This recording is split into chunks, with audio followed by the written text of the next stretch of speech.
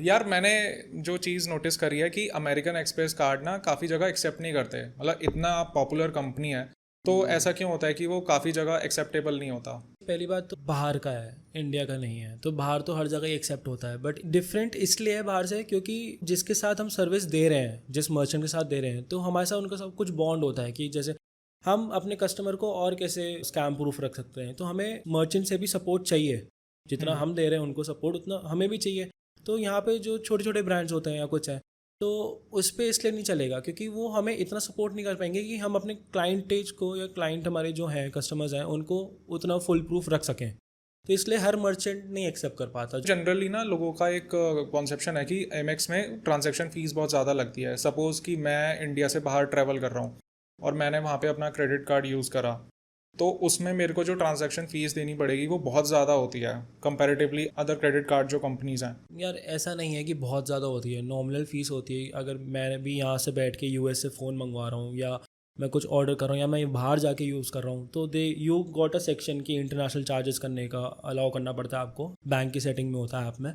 But ये है कि हाँ, आपको ना यार वो कन्वर्जन फ़ी देनी पड़ती है, INR टू USD, या आप दिरहम में दे रहे हो या कुछ है, तो कन्वर्जन फ़ी तो लगेगी। और इंटरनेशनल कुछ चार्जेस होते हैं, बट आई गेस कि आपको इतनी सर्विसेज मिल रही हैं, आपको बिल्कुल श्योरिटी के साथ आप कर पा रहे हो अपना कार्ड वहाँ पे स्वाइप, आपको कोई दिक्कत नहीं होगी। आप कभी भी, आपको कहीं भी खड़े हो, आपको पूरी सर्विसेज मिल रही। तो I think so that the normal fees they charge for the international merchant as well, तो वो ठीक है, इतना कुछ नहीं है। कन्वर्जन फ़ी तो देखो हर कार्ड में है, आप उससे नहीं बच सकते। आपको कन्वर्ट करवाओगे आप, वो आपको देने ही पड़ेंगे पैसे।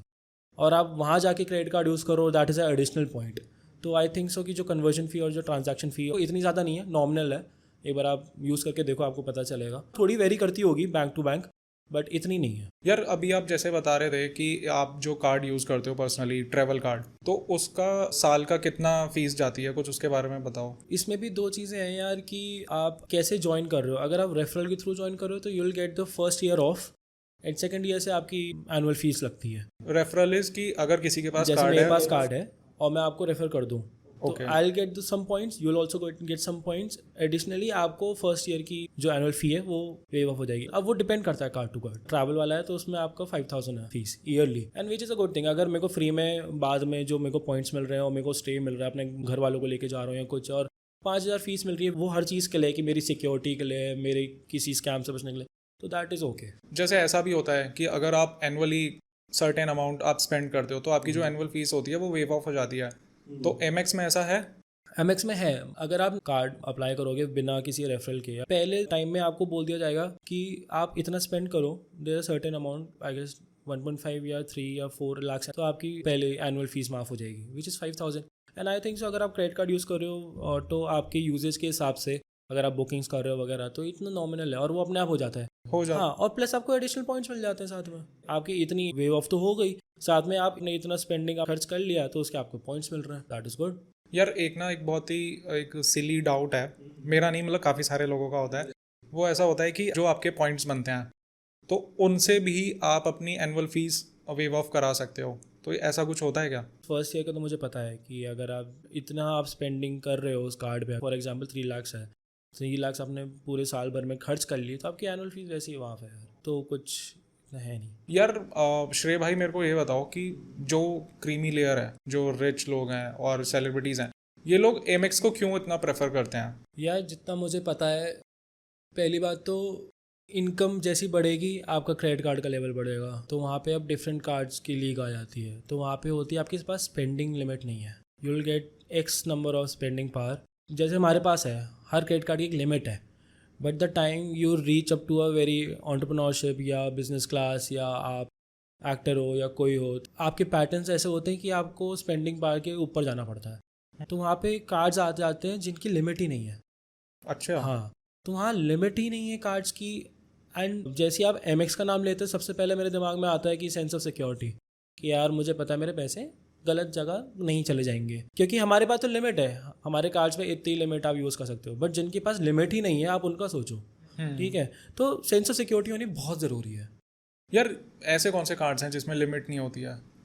जैसे कार्ड्स हैं आपके, ब्लैक सेंचुरियन आता है, सिल्वर सेंचुरियन कार्ड्स हैं, तो उसमें क्या होता है, कुछ कार्ड्स में इनकी फ़ीस ज़्यादा होती है, बट इनमें क्या है, आपकी MX का आपका सिक्योरिटी तो है ही आपके पास, और उन पर स्पेंडिंग पावर नहीं, उसके बेनिफिट्स फैक्टर्स बहुत ज़्यादा हैं। फॉर एग्जांपल जो हमारा IGI-T3 है दिल्ली में, उसमें स्पेशली अलग से सेंचुरियन लाउंज है हमारे पास MX का। सिर्फ उन लोगों के लिए जिनके पास वो कार्ड है। हाँ, एंड वो आपसे 1 या 2 रुपये लेते हैं, वो आपको सारी सर्विसेज देंगे। वहाँ रिक्लाइनर सीट्स हैं आपके पास पूरा अनलिमिटेड बूफे है, ड्रिंक्स है, ऑफ मेन्यू भी आप कुछ भी मंगवा सकते हो। आप वहाँ पे स्टे कर लो, आपकी फ़्लाइट डिले हो गई या कुछ हो गया, क्योंकि अब आप देखो आपके एयरपोर्ट्स पे जो लाउंजेस होते हैं वो भरे रहते हैं। हाँ, आजकल तो काफ़ी ज़्यादा लोगों को जैसे जैसे नॉलेज बढ़ती जा रही है ना, क्रेडिट कार्ड से आप एंट्री ले सकते हो। हाँ तो अभी एक वीडियो वायरल हो रही थी कि उसमें लाइन लगी हुई है लॉन्च के बाद। हाँ, मैं खुद गया, मैं पर्सनल लाइन में देखी, मैंने कहा यार क्या हद है। तो वो तो अच्छा है कि हम पे MX का कार्ड है, तो I can go up to the centurion card, क्योंकि मेरे एक कलीग है उनके पास था, तो वी हैड द एक्सेस।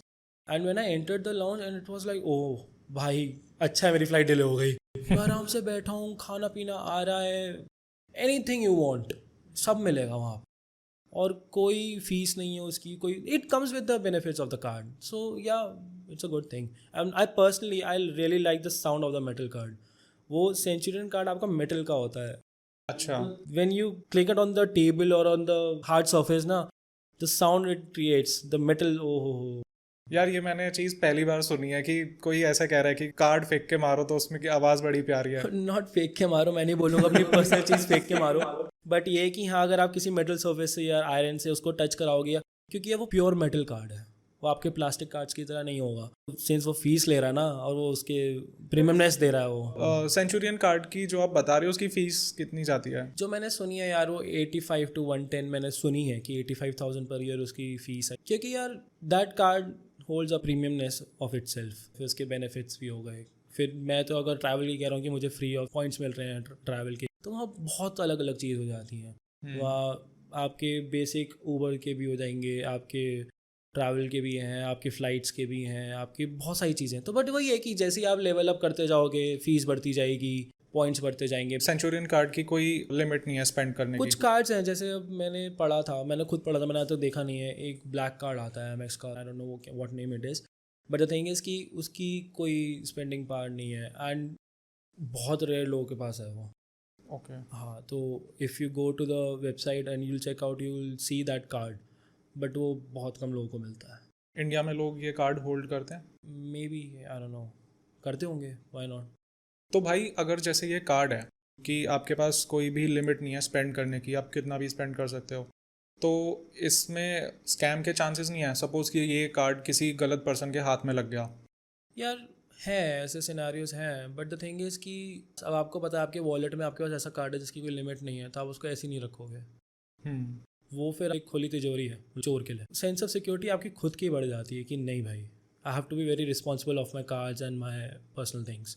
तो इसलिए एक तो वो हर कोई लेता नहीं, हर किसी को मिलता भी नहीं, और जिसकी स्पेंडिंग है वो सिर्फ वही कैरी कर सकता है, जो उसकी फ़ीस भर सकता है, जो उसकी सिक्योरिटी समझता है।